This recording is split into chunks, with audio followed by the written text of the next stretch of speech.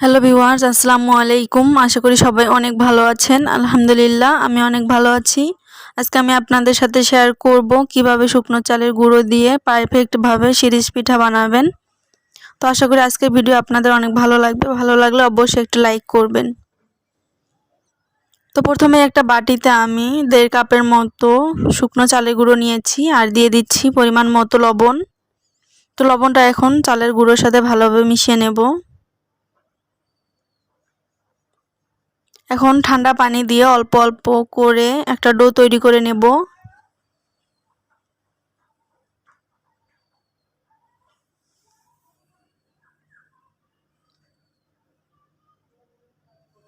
তো এখানে আমার ডোটা তৈরি করা হয়ে গেছে, দেখে হয়তো বুঝতে পারছেন যে কীরকম হয়েছে। তো এখন সমান 2 ভাগে আমি ভাগ করে নেব। একটু ফুড কালার আমি ইউজ করব।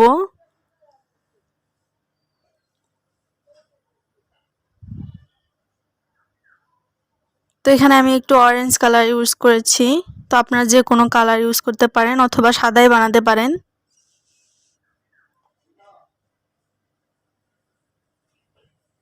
তো এখন কালারটা ভালোভাবে মিশিয়ে নিচ্ছি। তো আমার এখানে মিশিয়ে নেওয়া হয়ে গেছে। তো এরকম আমি কলার পাতা কেটে নিয়েছি।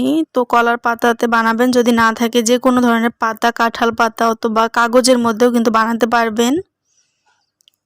তো আমি প্রথমে শিরিষের মধ্যে ঢুকিয়ে নিয়েছি। এখন দেখতে পারছেন যে কিভাবে বানাচ্ছি।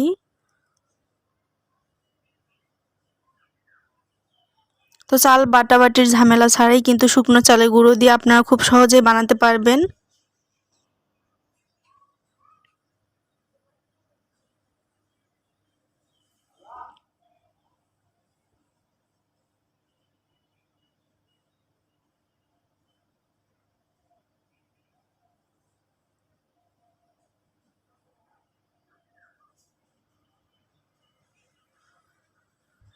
তো এখানে আমি কোনো দাগ দিয়ে নেইনি, তো এমনি অটোমেটিক বানাচ্ছি। তো আপনারা চাইলে দাগ দিয়ে তারপর যে কোনো শেপে বানাতে পারবেন।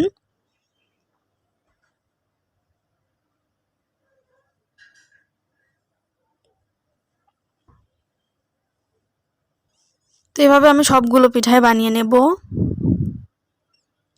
তো এখানে আমি সবগুলো পিঠাই বানিয়ে নিয়েছি। তো আমার এখানে কলার পাতা শর্ট পড়েছিল, তাই আমি কাঁঠাল পাতাও ইউজ করেছি।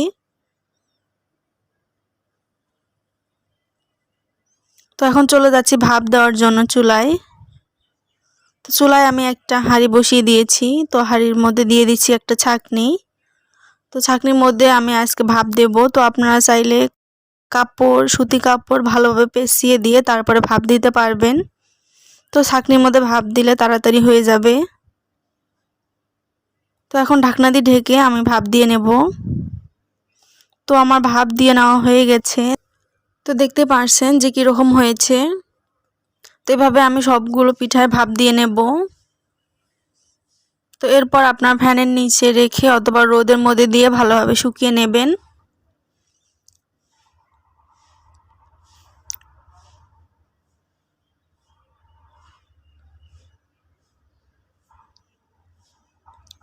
তো আশা করি আজকের ভিডিও আপনাদের অনেক ভালো লেগেছে। ভালো লাগলে প্লিজ চ্যানেলটি সাবস্ক্রাইব করবেন, পাশে থাকা বেল আইকনটি প্রেস করে রাখবেন।